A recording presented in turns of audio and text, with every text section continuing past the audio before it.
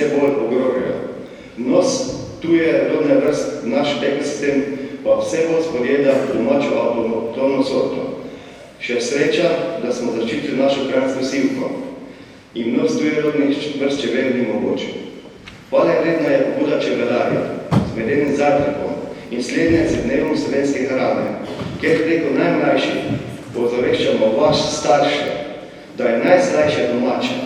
Odprle so se nam oči in zbistri Kupujmo domačo slovensko lokalno predelano hrano. Bog, daj svojo razumnost kralju, svojo pravičnost kraljevemu sinu.